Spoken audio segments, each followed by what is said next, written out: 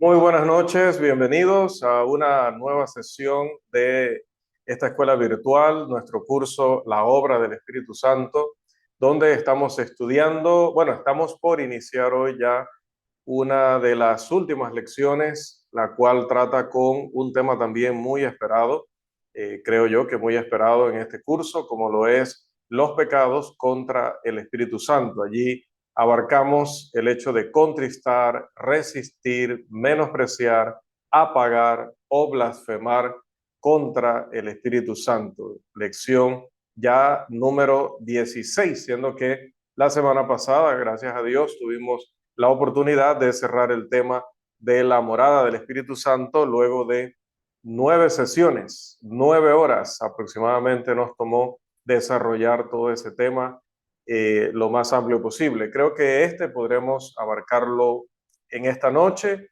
porque vamos a ver que en realidad no requiere una explicación detallada o profunda de cada uno de estos pecados mencionados, sino que estos pecados, o la mayoría de ellos, está señalando finalmente a uno de los que está en esa lista. Así que vamos a tomar en cuenta las palabras que dijo hace mucho tiempo, por allá por 1902 o más o menos por esa época, nuestro hermano G.C. Brewer, quien dijo que hay razones, o que estas son, las que ven en pantalla, son las 4 razones por las que los hombres han querido estudiar el tema del pecado o los pecados contra el Espíritu Santo.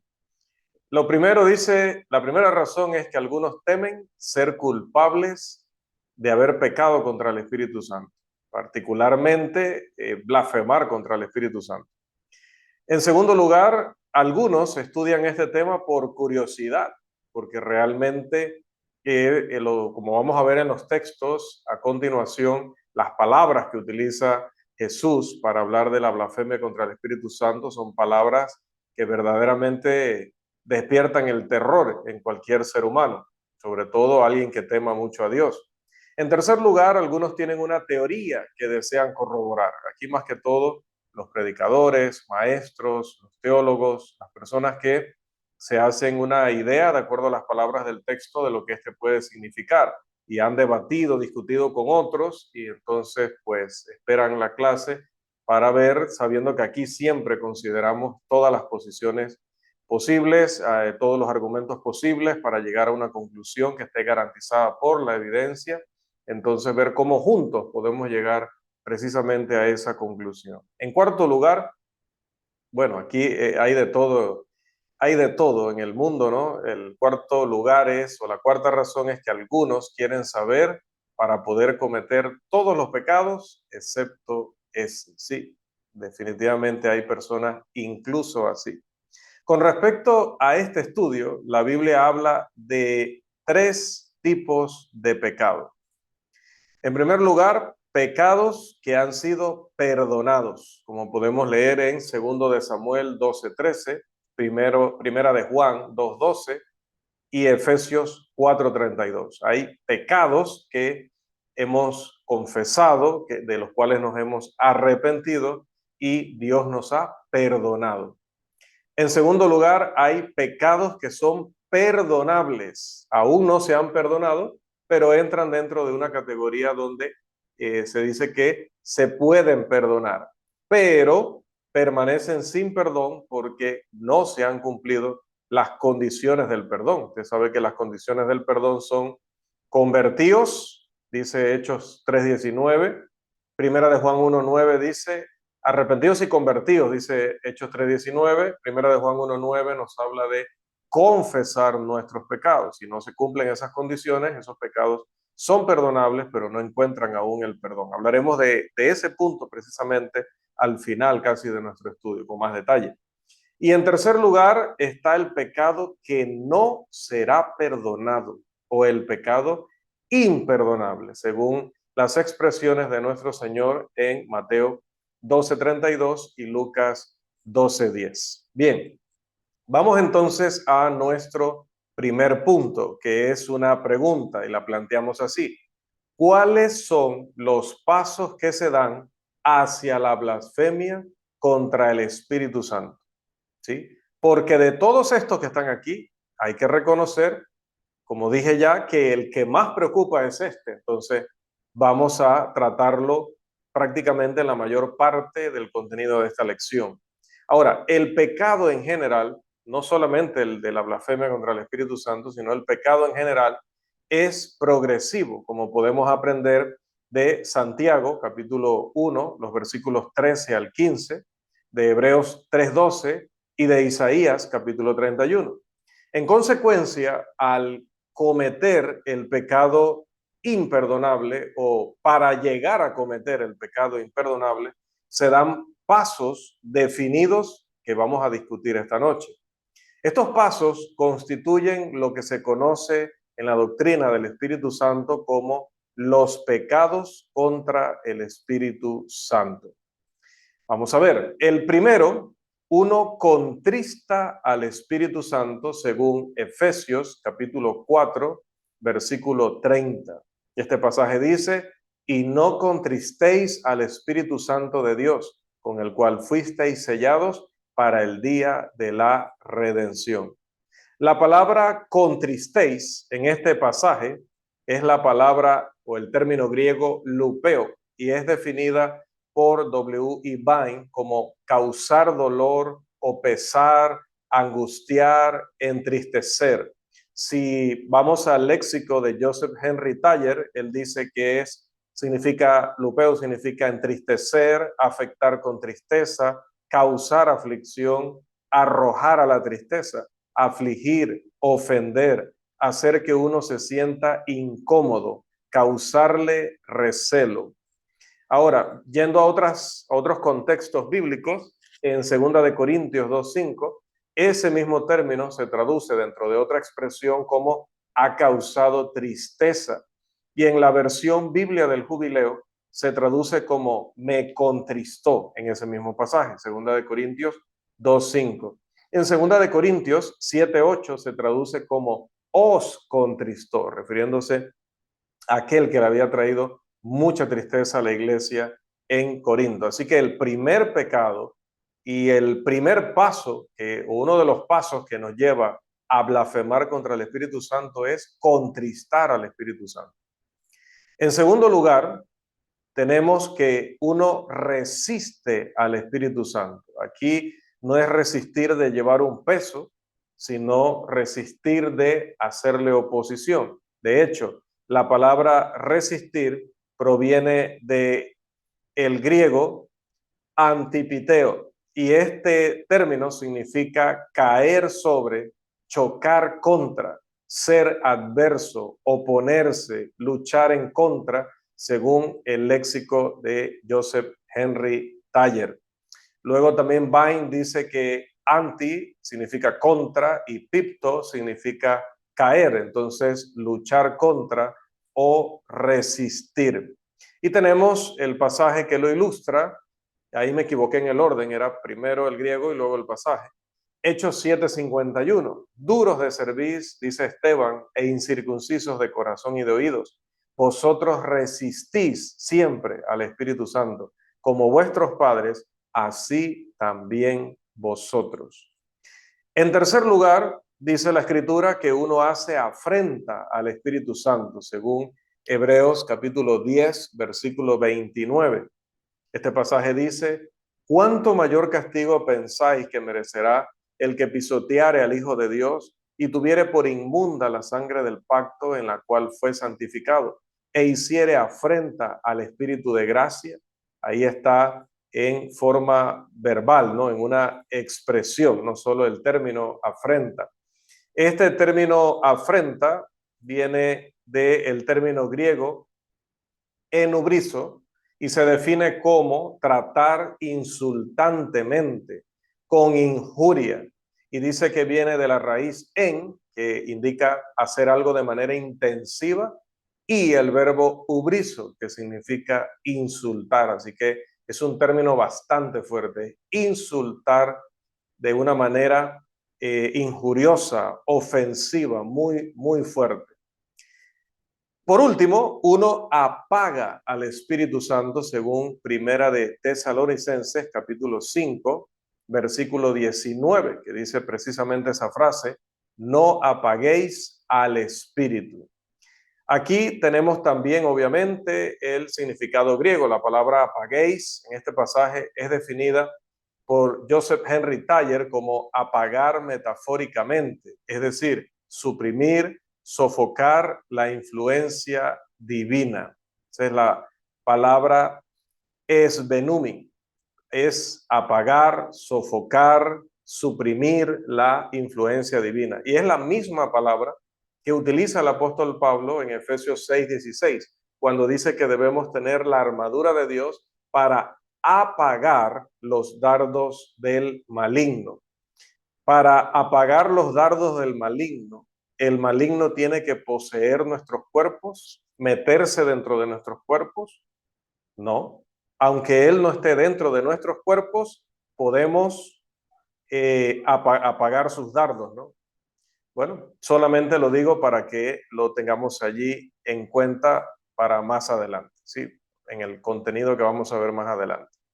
También es la palabra utilizada en Mateo, capítulo 12, versículo 20, donde leemos que Jesús, profetizado desde el Antiguo Testamento, iba a venir y que la forma en la que él se iba a conducir durante su ministerio es descrita de manera poética como: y el pábilo que humea no apagará. Acá en Panamá diríamos la mecha, y me disculpa si en algún país la expresión es es inadecuada, ¿no? Pero hablo en el argot panameño, ¿no? La mecha que se está apagando, ¿no? Ese es el pábilo que humea. Luego, en voz pasiva, aparece en Mateo 25:8, donde las vírgenes de aquella parábola dicen que están preocupadas porque sus lámparas se apagan. Utilizan también este mismo verbo en griego. Pasemos entonces a nuestro segundo punto de los 4 puntos principales que creo que veremos o podremos abarcar esta noche. Muchos piensan que han cometido este pecado, lo que resulta en su abandono de cualquier esfuerzo por vivir correctamente y una aceptación estoica de su propio juicio y de que irán al infierno sin tener ningún tipo de rescate, sin poder escapar de ello, sin poder recibir ningún tipo de perdón. Otros viven bajo una nube ominosa o eh, bajo una nube negra, decimos también, creo que todos en nuestra región, y viven con el peso de ese temor de que en algún momento, si tienen algún descuido en lo que dicen, en lo que hablan, pueden terminar cometiendo este pecado. Estas situaciones generalmente ocurren debido a un malentendido sobre lo que realmente es el pecado contra el Espíritu Santo, o específicamente blasfemar contra el Espíritu Santo. En consecuencia, este segundo punto va a tratar de lo que no es la blasfemia o el pecado contra el Espíritu Santo. Bien, vamos a ver. En primer lugar, no es un rechazo continuo y persistente de la operación directa y milagrosa del Espíritu Santo. Esto nos lo van a decir los denominacionales, quienes afirman que en nuestros días el Espíritu Santo sigue manifestándose de manera milagrosa, como si aún se estuviera escribiendo la Biblia y el Espíritu Santo se viera en la necesidad de permitir milagros para confirmar lo que los autores bíblicos están escribiendo. Ese era el propósito en el Antiguo Testamento y ese era el propósito en el Nuevo Testamento de los milagros que el Espíritu Santo hacía a través de los santos apóstoles y profetas. No vemos un propósito bíblico por el cual estaría haciéndolo en nuestros días si la Biblia ya ha sido completada, es perfecta y no necesita ninguna adición. Pero bueno, hay que decir que basándonos en la doctrina bíblica, en lo que ya hemos estudiado en este curso, sabemos que el Espíritu Santo no opera milagrosamente para convencer ni convertir al pecador. Muchos pasajes podemos leer al respecto, como Romanos 1:16, que dice que es el evangelio, el poder de Dios para salvación. ¿Quieren ver poder? Los inconversos quieren ver poder para convencerse. Tienen que escuchar el evangelio, ese es el poder de Dios. Hechos 2:37 y 38 dice que los hombres pueden ser salvos sí y solo sí se arrepienten y se bautizan en el nombre de Jesucristo y así recibir el perdón de sus pecados. Y tenemos 2 de Timoteo 3:16 y 17 que nos dice que todo lo que necesitamos para conocer la voluntad de Dios se encuentra en la Escritura, que ella es perfecta y completa para todo lo que necesitamos como hombres de Dios. Entonces, no es necesario que el Espíritu Santo nos dé revelaciones y nos permita hacer milagros, porque ya todo lo que Él quería darnos y quería entregarnos lo ha puesto en su poderosa y eficaz palabra, que es una palabra viva, no es una letra muerta, como quieren decir algunos en las denominaciones, hablando contra la palabra de Dios. Bien, así que de rechazar esa teoría, esa doctrina de que hay milagros modernos, no es el conocido como pecado eterno. En segundo lugar, no es el asesinato. Incluso aquellos que mataron a Cristo fueron perdonados. Esa es la mayor prueba de que el pecado contra el Espíritu Santo no es ese. En Hechos 2, 22 y 23 y versículos 36 al 47 encontramos cómo Pedro señala directamente a los que estaban en su audiencia como asesinos del Señor y aún así fueron perdonados. Precisamente el bautismo dijo que era para el perdón de pecados. David también fue perdonado a pesar de haber cometido asesinato, allá en 2 de Samuel 12, 9 al 13. ¿Y qué pasa con Moisés? En Éxodo 2, 11 y 12 nos encontramos con una experiencia donde él empieza a luchar o pelear con un egipcio y termina matándolo.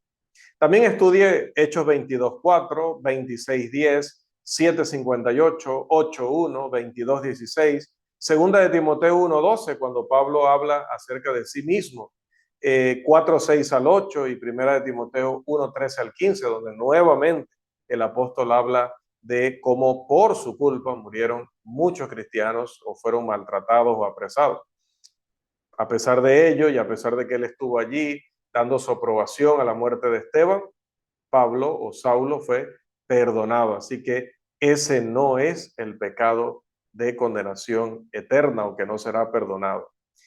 3, no es el adulterio, definitivamente, porque los corintios habían sido adúlteros, pero fueron lavados, fueron perdonados, fueron justificados, dice Primera de Corintios 6, 9 al 11. También podemos recordar la historia de Juan 8, 1 al 11, donde aquella mujer es sorprendida en el acto mismo del adulterio y Jesús dice, ni yo te condeno. Así que tampoco ese es el pecado eterno o el pecado contra el Espíritu Santo. Tampoco es el aplazamiento de la obediencia hasta la muerte. Es decir, esa persona obstinada que a pesar de que se le ha hablado del plan de salvación, a pesar de que se le ha hablado la verdad, no tiene interés en ella, quiere seguir viviendo la vida a su manera y deja la obediencia hasta que ya siente que va a partir de este mundo, si es que llega a tener esa oportunidad de, no tiene una muerte repentina, quiero decir, ¿no? Sino que por una enfermedad o por un accidente, tiene horas o días o meses y durante ese tiempo trata entonces de buscar el perdón. Entonces, algunos piensan que ese es el pecado y que Dios no les perdona. Ya dice, no, ya, ¿para qué me vas a pedir perdón ahora que te estás muriendo? ¿Vas a pedir perdón ahora que estás en el hospital? Definitivamente que no. Entonces, no puede ser porque también el texto, como vamos a verlo dentro de breves minutos, el texto mismo donde habla de ese pecado contra el Espíritu Santo implica que aquellos que cometen ese pecado siguen viviendo. No es que mueren, no, ellos siguen viviendo, habiendo perdido, eso sí, toda oportunidad de salvación. Mientras que aquellos que posponen la obediencia a Cristo, excepto aquellos que cometen obviamente el pecado eterno, podrían haber obedecido en cualquier momento durante esa espera. Ponga que la persona pospuso la decisión 20 años, pero tuvo 20 años para decidir. No. El problema de los que cometen el pecado de condenación eterna o el pecado imperdonable es que durante todos esos años después de haberlo cometido, durante todos esos años ya no tienen la oportunidad de salvación. Esa es la diferencia. Bien, pero sigamos. Número 5.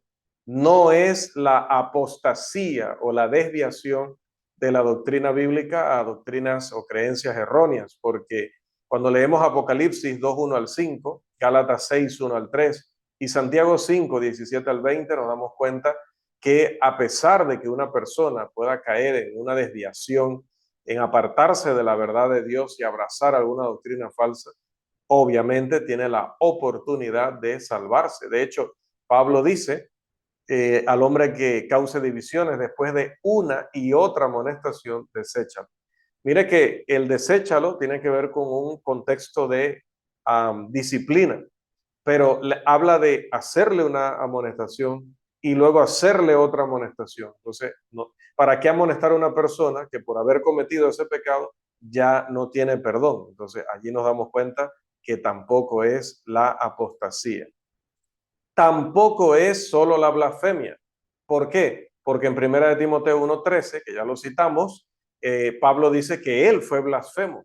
Así que Pablo o Saulo de Tarso blasfemó sobre Cristo, blasfemó sobre la iglesia, blasfemó sobre la doctrina enseñada por el Espíritu Santo. Y a pesar de ello, sabemos, bueno, que Pablo o Saulo de Tarso recibió el perdón, fue lavado de sus pecados, como le dijo Ananías, y se convirtió en un siervo de Dios.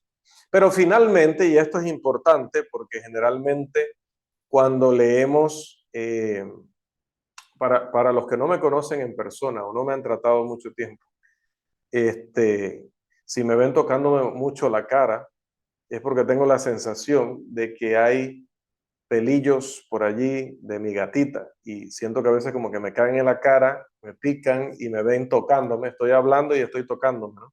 Porque me da como cosquillas en la cara. Entonces, para que no, será que este señor, el que no me conoce, ¿verdad? Este señor está como nervioso, está tocándose la cara cada rato, la nariz a cada rato, ¿qué será lo que le pasa?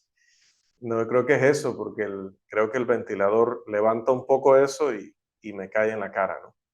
Bien, trato de no hacer estas interrupciones para que no pierdan el hilo, pero creo que esto es importante para evitar malas interpretaciones en los gestos. Número 7, hermanos. Y esto decía, es muy importante que lo entendamos. No es simplemente atribuirle el poder de Dios a Satanás. Yo he leído folletos, he leído libros donde a veces los hermanos explican esto de una manera bastante simple. Y, o sea, simple quiero decir de que pasan rápido por allí, ¿no? Entonces, la respuesta que dan simplemente es, bueno, lo que pasa es que estos señores, en lugar de reconocer el poder de Dios, dijeron que ese poder era, lo que veían era el poder de Satanás. Entonces, esa es la blasfemia contra el Espíritu Santo. Pero no, no es así. Porque afirmar eso es contradecir 1 de Juan 1:8 al 10. ¿Qué dice ese contexto de la Escritura? Que todo pecado, no dice la mayoría, no dice gran parte, dice todo pecado puede ser perdonado si lo confesamos. Entonces, no puede ser perdonado o no puede ser confesado el pecado de atribuir el poder de Dios a Satanás. Por supuesto, una persona puede decir, reconozco que he dicho que el poder de Dios era poder de Satanás. Lo reconozco, lo confieso y pido perdón. ¿Sí se puede hacer? En cambio, la blasfemia contra el Espíritu Santo de Mateo 12:32 se discute en un contexto que trata sobre el corazón del hombre, como podemos leer en Mateo capítulo 12, los versículos 34 y 35. ¿Hay alguien que desee leer o continúo leyendo esta noche?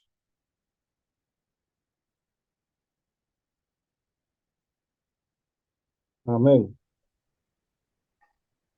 Mateo 12, 34, 35. Generación de víboras, ¿cómo podéis hablar lo bueno siendo malos? porque de la abundancia del corazón habla la boca. El hombre bueno del buen tesoro del corazón saca buenas cosas, y el hombre malo del mal tesoro saca malas cosas.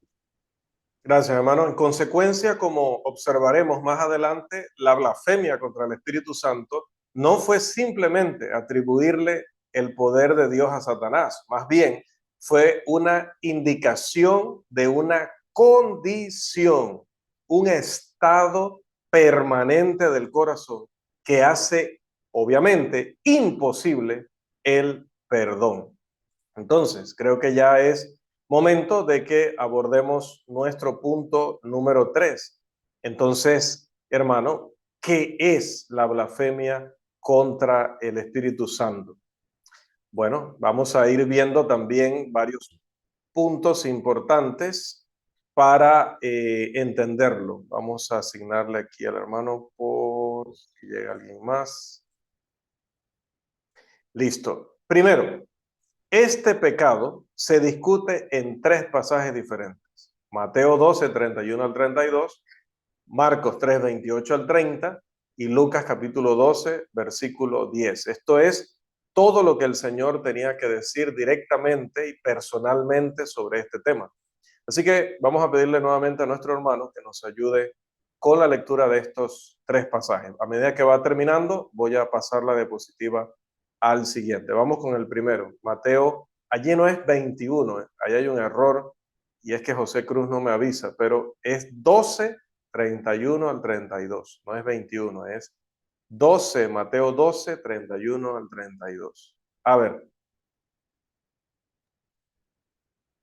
Por tanto os digo, todo pecado y blasfemia será perdonado a los hombres, mas la blasfemia contra el Espíritu no le será perdonada.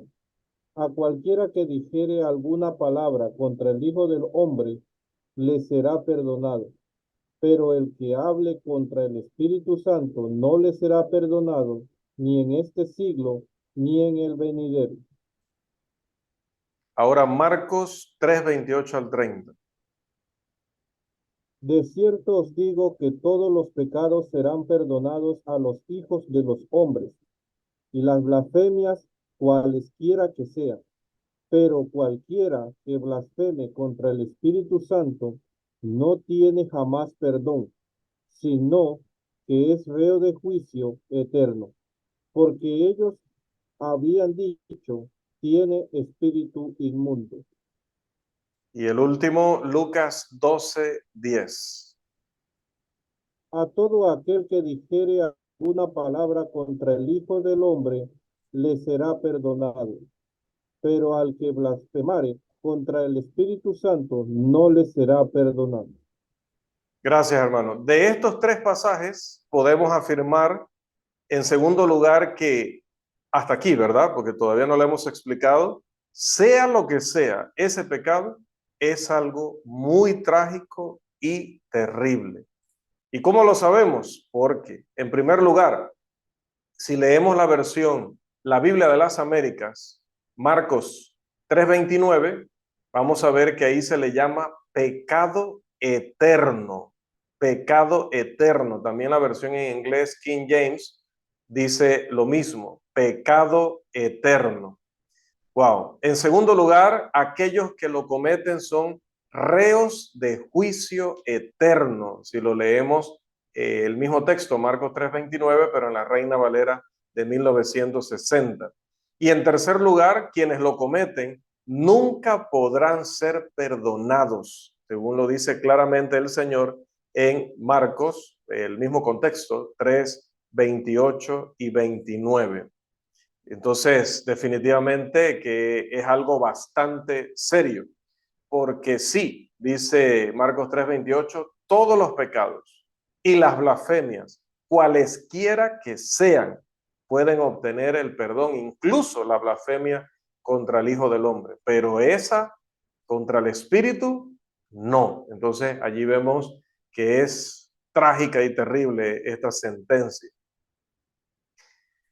Vamos al tercer punto. ¿Cuál es el significado de la frase ni en este siglo ni en el venidero que se utiliza en Mateo 12:32. Bueno, la palabra siglo en este texto proviene del término griego aion. Por lo tanto, dado que nuestro Señor estaba hablando mientras aún existía la era judía, él afirmaba que la blasfemia contra el Espíritu Santo no sería perdonada ni en la era judía ni en la era cristiana, que era la que seguía a la judía.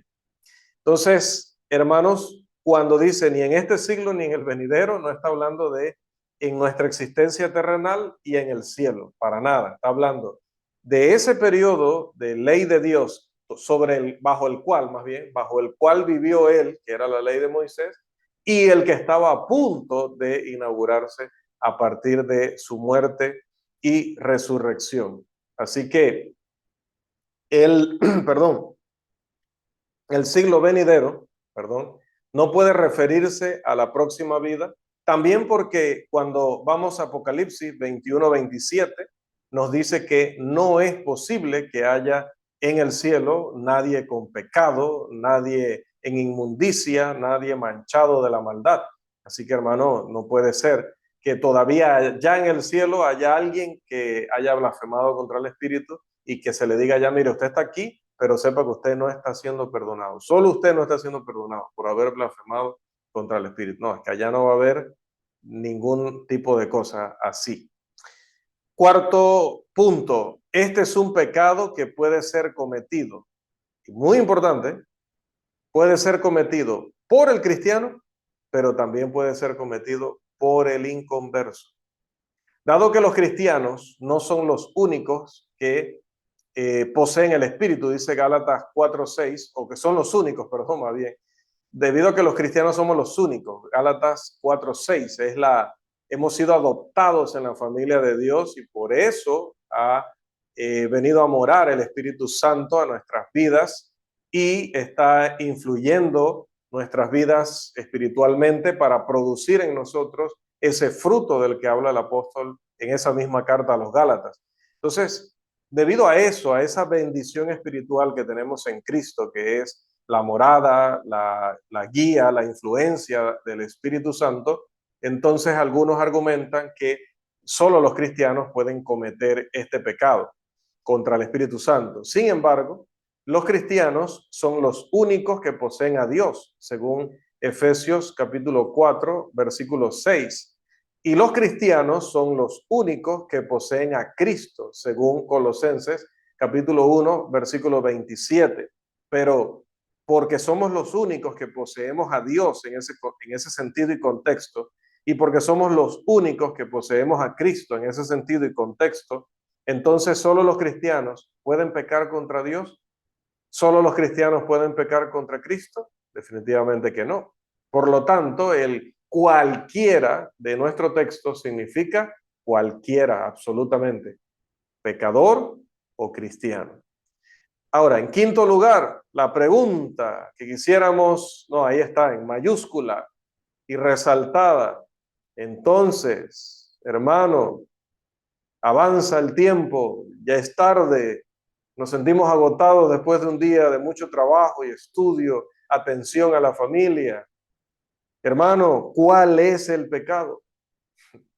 El pecado contra el Espíritu Santo es el estado pecaminoso, la condición pecaminosa que resulta de un rechazo repetitivo de la última oferta de misericordia de Dios o de la misericordia de Dios a la humanidad por medio del Espíritu Santo, es decir, el evangelio inspirado y el plan de salvación.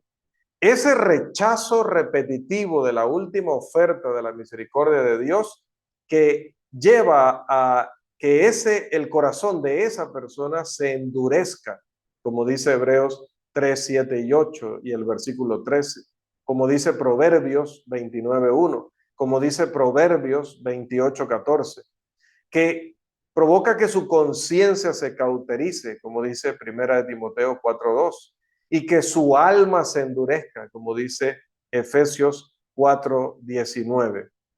Imagine, para ilustrar, a un hombre flotando por un río grandísimo, ¿no? Caudaloso, hacia unos rápidos, peligrosos y mortales. En su viaje río abajo se le advierte, digamos que en 3 ocasiones diferentes, sobre los rápidos y los consecuentes resultados de entrar en ellos. Y se le insta enérgicamente a detener su marcha descendente, su marcha continua hacia la perdición, la destrucción, ¿no? ¿Qué podría hacer el hombre que se le hacen estas advertencias? Bueno, podría aceptar la primera advertencia y ser salvado. O podría rechazar la primera advertencia y aceptar la segunda. O podría rechazar la primera y la segunda y aceptar la tercera. O podría rechazar las 3 y cuando él rechaza la última advertencia, la tercera, hermanos, obviamente sella inevitablemente su destino. ¿Lo selló aquel que le estaba advirtiendo? No. ¿Lo selló el planeta entero, el resto del planeta? No. Lo selló su destino, lo selló él mismo.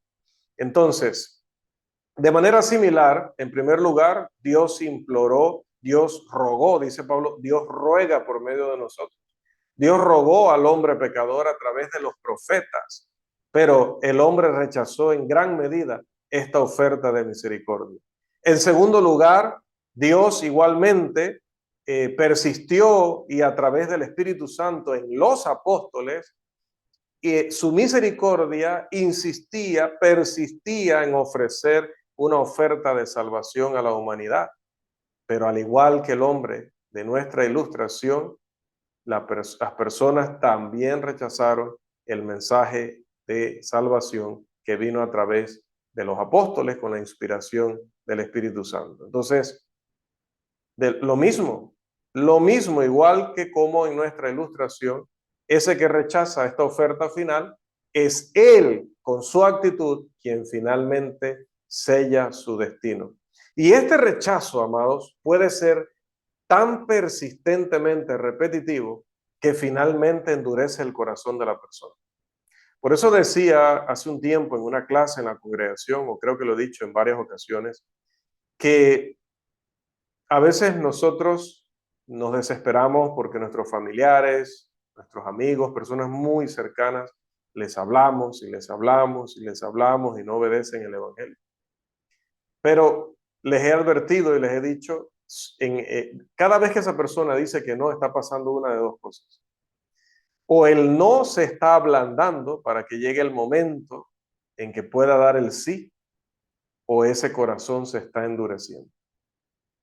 Y no estoy diciendo con esto que deje de predicarle el evangelio por el miedo a estarlo endureciendo. Porque recuerde, no podemos saberlo. No podemos entrar al corazón de él y saber qué está pasando. Mire, qué dilema, ¿no? No puedo dejar de predicarle el evangelio a mi hijo, a mi hija, porque yo no sé si solo me falta insistirle una vez más para que ese corazón se ablande.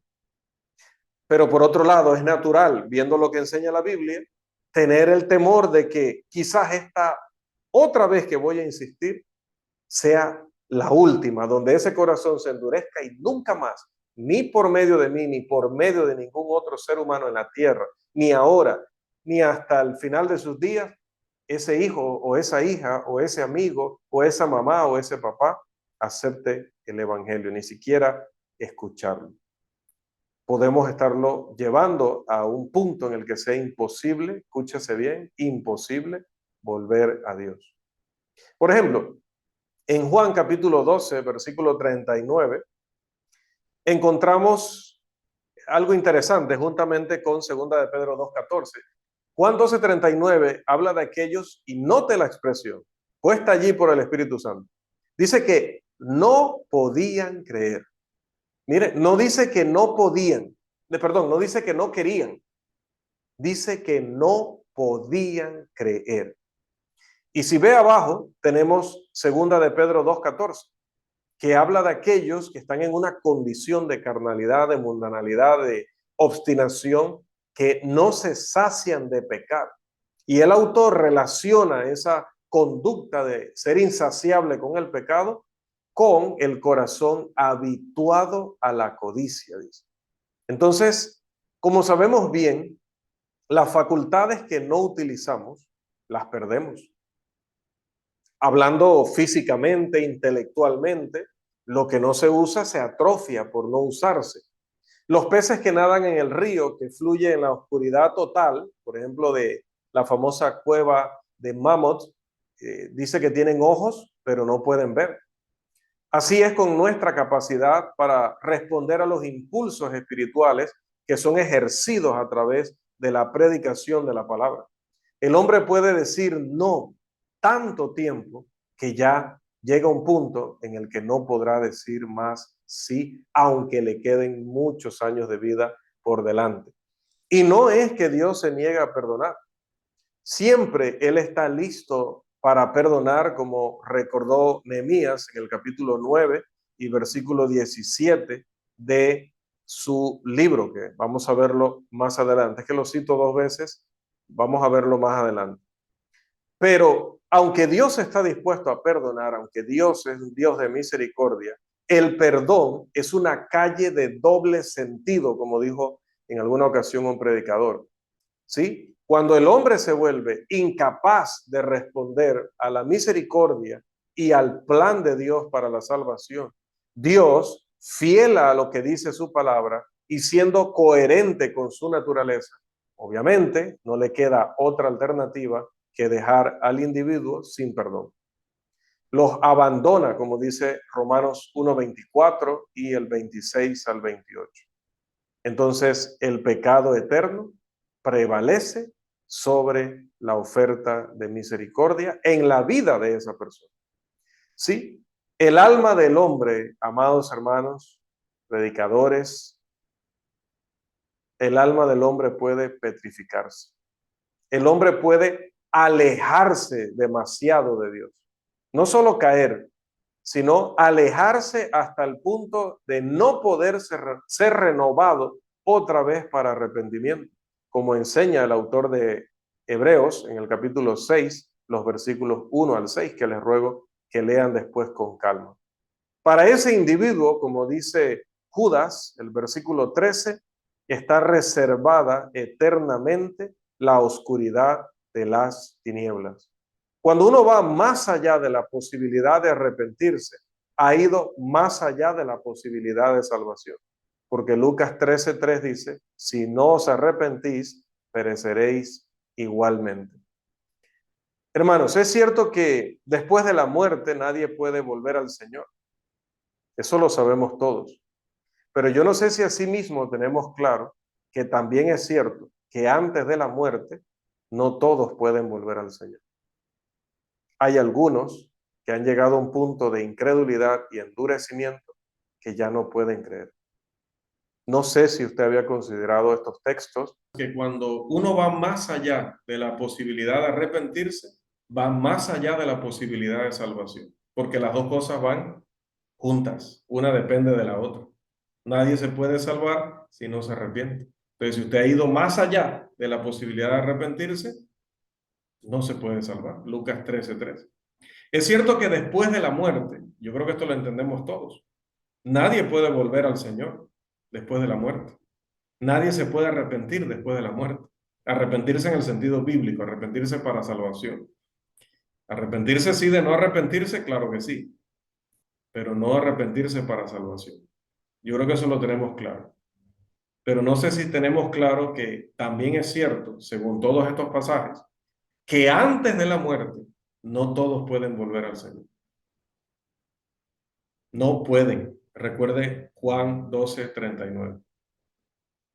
Es que no pueden por el estado en el que se encuentra su corazón. Un estado así no necesariamente se manifiesta cuando una persona deja de congregarse o tiene un desliz en algún pecado, sino que es cuando el corazón puede volverse totalmente y permanentemente insensible al sermón.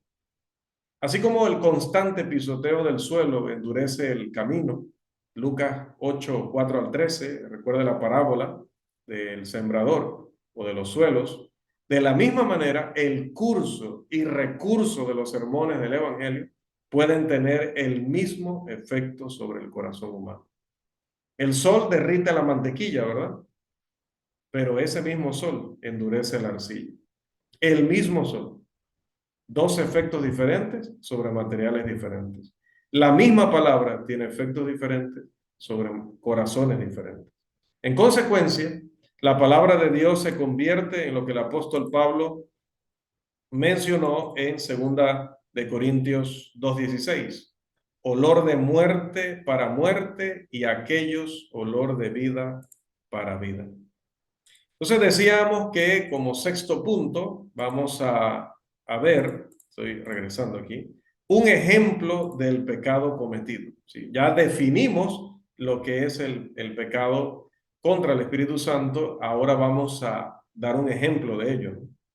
Y mencionaba que dentro del contexto de Mateo 12, de Lucas 12 también y de Marcos capítulo 3, vemos, y no solo en ese contexto, es que en todos esos libros, obviamente, Mateo, Marcos, Lucas, Juan, que las pruebas de la deidad de Cristo eran tan numerosas, tan genuinas y tan abrumadoramente convincentes para cualquier corazón honesto, que excluían cualquier posibilidad de duda justificada. Sin embargo, a pesar de esto, a través del rechazo repetitivo de estas pruebas, los fariseos endurecieron tanto su corazón que presenciaron, atestiguaron un milagro real del Señor y en lugar de confesarlo como el Mesías, el Cristo, el ungido de Dios, atribuyeron su poder milagroso al diablo y lo acusaron de estar poseído por el demonio. En consecuencia, el Señor entonces los acusa de blasfemar contra el Espíritu Santo. Esta blasfemia significa hablar en contra de, fue evidencia de una depravación irrevocable del corazón. No de nacimiento, como creen algunos, sino en el momento es el resultado de mucho tiempo resistiendo al Espíritu Santo, contristando al Espíritu Santo, apagando al Espíritu Santo, menospreciando o haciendo afrenta al Espíritu Santo. Recuerden que Jesús dijo en Mateo 12:34 que de la abundancia del abundancia del corazón, habla la boca. Y ese texto está en el contexto de Mateo 12:32, es Mateo 12:34. En séptimo lugar, vamos a considerar un ejemplo adicional del pecado cometido para que todavía nos quede más claro. ¿Se acuerdan que cuando Jesús fue crucificado, junto a él se crucificó también a dos malhechores, dos criminales? Y cuando usted lee los cuatro relatos, se da cuenta, me refiero a Mateo, Marcos, Lucas y Juan, se da cuenta de que al principio ambos estaban insultándole. Pero en el camino, uno de ellos se arrepintió. Uno de ellos dejó de hacerlo y más bien, conocemos la famosa historia del ladrón en la cruz, muestra arrepentimiento, confiesa a Jesús como el rey, como el ungido, como el Mesías, lo que no hicieron aquellos fariseos y saduceos hipócritas y ciegos, y el Señor le perdonó, el Señor le dio la oportunidad de incluso ir al paraíso y compartir con él allá. ¿Recuerdan de ello, no? Bien, pero recuerdan que solo fue uno. Y dijimos que estaban los dos insultándole, pero solo uno se detuvo. El otro siguió. Es más, este arrepentido primero reprendió al otro para entonces luego confesar su fe en Jesucristo. Primero reprendió al otro, pero el otro no se ve, no hay testimonio bíblico de que se haya arrepentido. Entonces, a pesar de que la muerte era inminente, a pesar de saber sin lugar a dudas que la persona a su lado era el Hijo Divino de Dios, y a pesar de estar sufriendo un dolor indecible, indescriptible, insoportable, este tipo murió blasfemando contra el Hijo de Dios.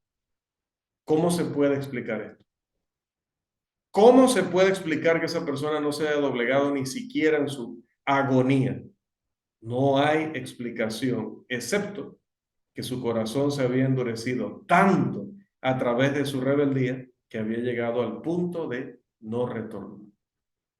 Ya no podía volver ni siquiera con los sermones en vida que tenía al lado suyo, que era al mismísimo Hijo de Dios.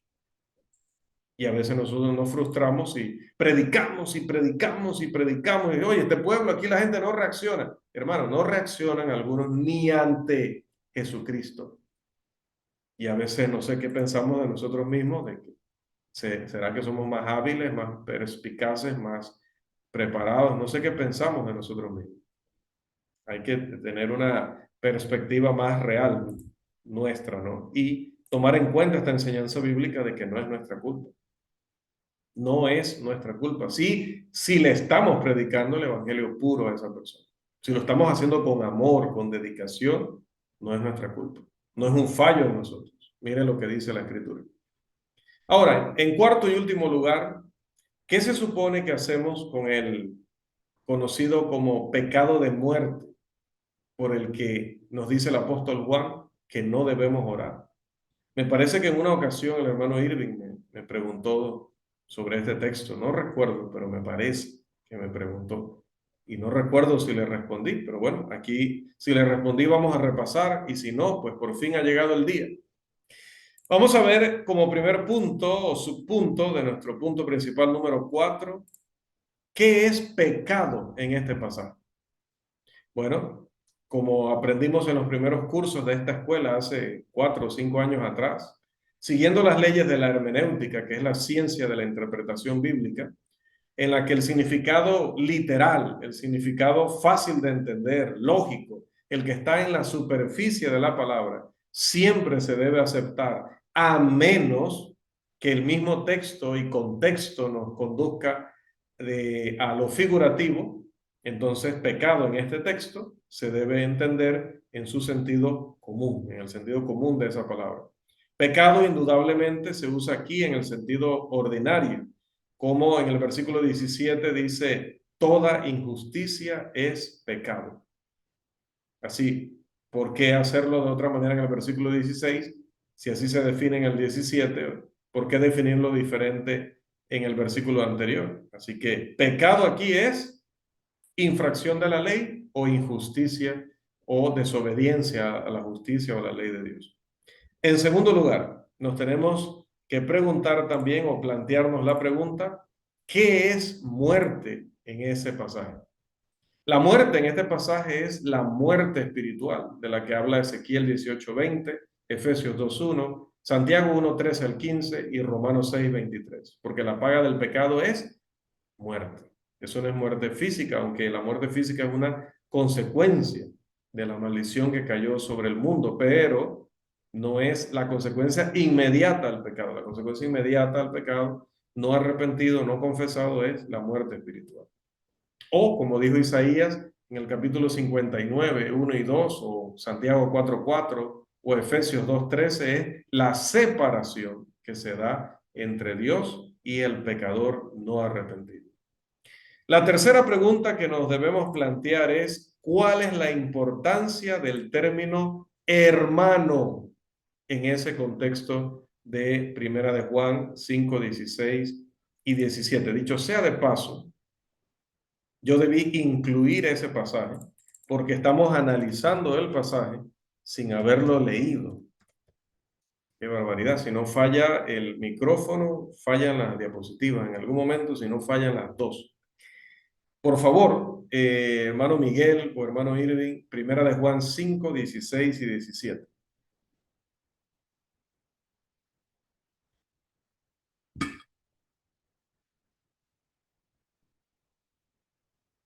Primera de Juan 5:16 y 17.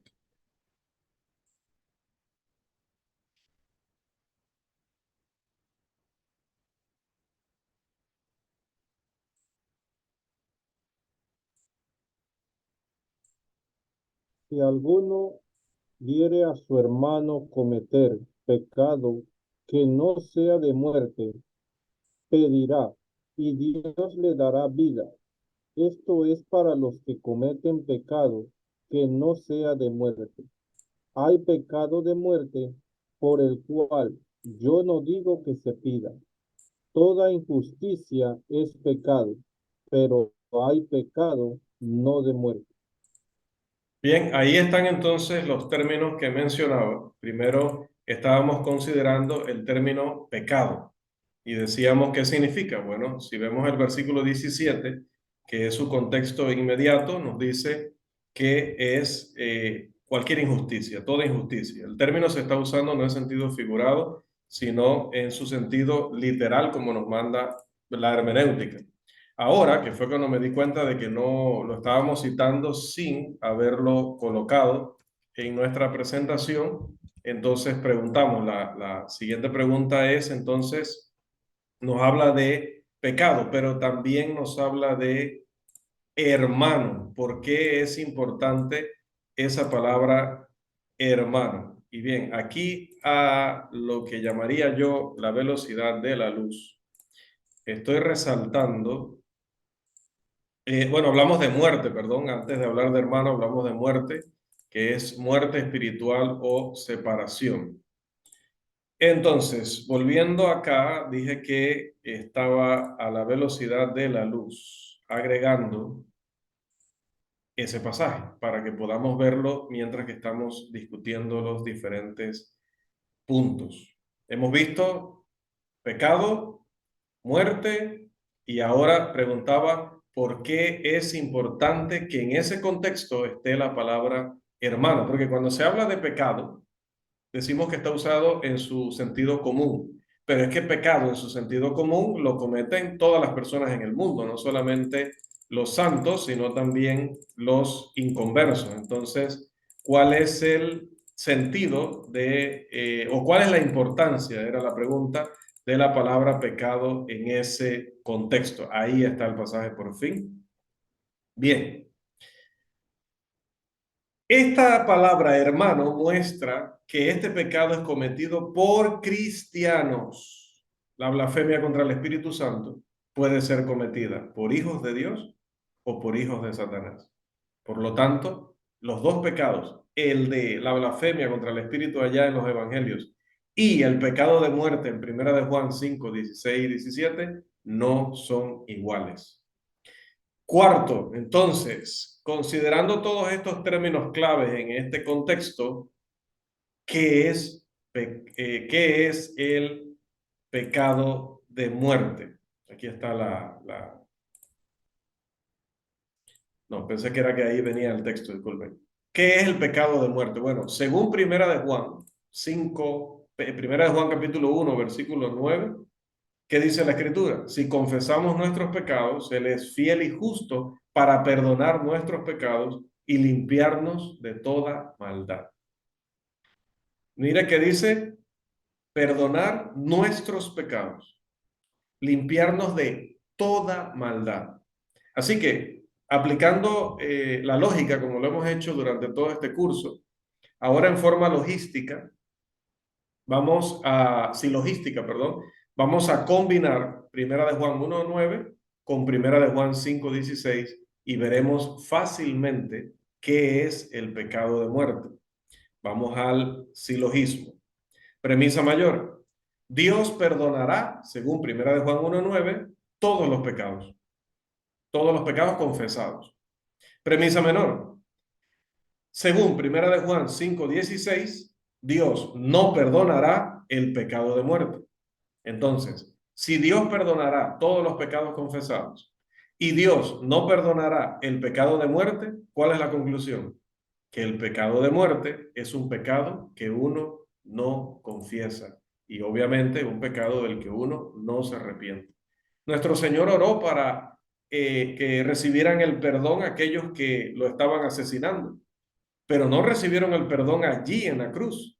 Recibieron el perdón cuando cumplieron él pidió el perdón allá en Lucas 23:34, pero no recibieron ese perdón hasta Hechos 2:38 o específicamente 37 al 41, cuando oyeron el Evangelio, creyeron el Evangelio, se arrepintieron, confesaron al Señor y se bautizaron para el perdón de sus pecados.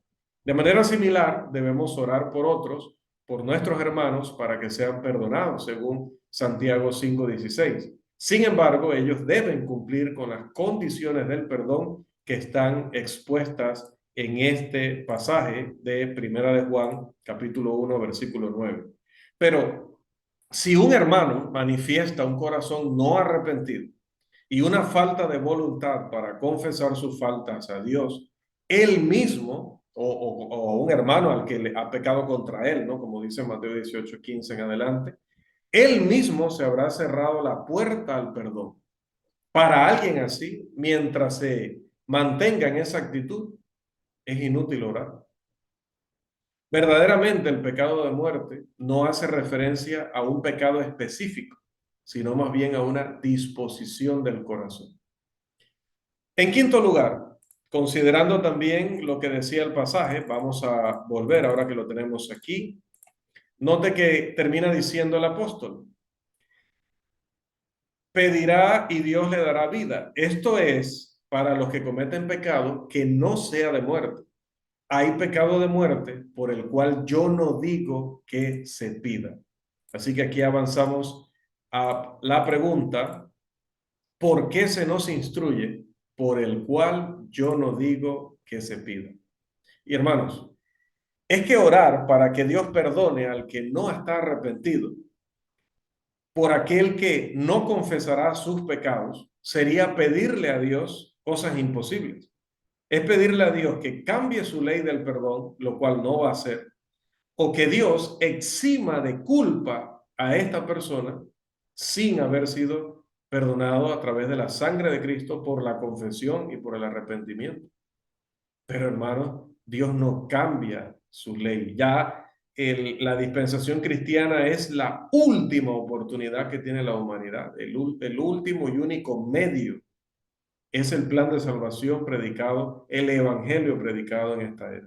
No hay otra forma de conseguir el perdón. Dios en su naturaleza de justicia y santidad no cambia. Recuerde Malaquías 3:6 y Hebreos 13:8. En conclusión, el pecado imperdonable se presenta en la vida del culpable que ha decidido terminar en esa condición. No está en esa condición por la voluntad de Dios o por una decisión de Dios. Porque, como les decía que había citado anteriormente, ahora sí debe aparecer aquí, Nehemías 9:17 nos describe la naturaleza de nuestro Dios. Pero tú eres Dios que perdonas, clemente y piadoso, tardo para la ira y grande en misericordia, porque no los abandonaste. Y si usted lee el contexto, porque ese versículo es más largo, más bien esa es la última parte, verá la actitud que tuvo el pueblo, pero dice Nehemías, pero tú eres perdonador. Así que no es porque Dios en su voluntad no quiera perdonar. Tampoco es porque Dios sea incapaz de perdonar, porque el autor de Hebreos, escribiendo en el capítulo 7, versículo 25, describe así a Jesús, por lo cual puede también salvar perpetuamente a los que por él se acercan a Dios, viviendo siempre para interceder por ellos. Note los términos contundentes, absolutos que utiliza el autor para hablar del poder innegable de Jesús y la voluntad inquebrantable de Jesús de hacer todo lo posible para que el hombre reciba el perdón. Bueno, pero el hombre que cumple con las condiciones del perdón, como decíamos. Entonces, Dios está dispuesto a perdonar, pero no va a romper su palabra. No va a negar los términos del perdón que Él mismo ha establecido. Él no puede negarse a sí mismo. Entonces, amados, que este estudio sirva en primer lugar para iluminar nuestro entendimiento. Hermanos, no es el Espíritu Santo el que ilumina nuestro entendimiento de manera sobrenatural. Hay que tener cuidado, ¿verdad? Es la palabra la que ilumina nuestro entendimiento. Dice que es lámpara, que es lumbrera para cada uno de nosotros. En segundo lugar, que este estudio sirva para llevarnos a decidir nunca jugar, nunca menospreciar la misericordia de Dios. Y en tercer lugar, para calmar alguna alma sensible y preocupada que ha estado pensando durante todo este tiempo que quizá hubiera cometido el pecado eterno y que ya mejor seguir pecando porque de por sí pues no la van a perdonar, haga lo que haga. No. Y de hecho, sobre este punto, voy a citar aquí a un denominacional, pero es que en esto dice toda la verdad. El conocido entre los denominacionales como reverendo, pero aquí lo conoceremos simplemente como G. Campbell Morgan, dijo: después de años de trabajo, hablando de este tema del pecado de condenación eterna, después de años de trabajo y después de haber encontrado muchos casos así, o sea, de personas que creen que lo han cometido, he llegado a esta conclusión deliberada, que cuando una persona está obsesionada con la idea de que ha cometido este pecado, tal obsesión es el resultado del intento de Satanás de acosar a un santo, en lugar de su esfuerzo por destruir a un pecador.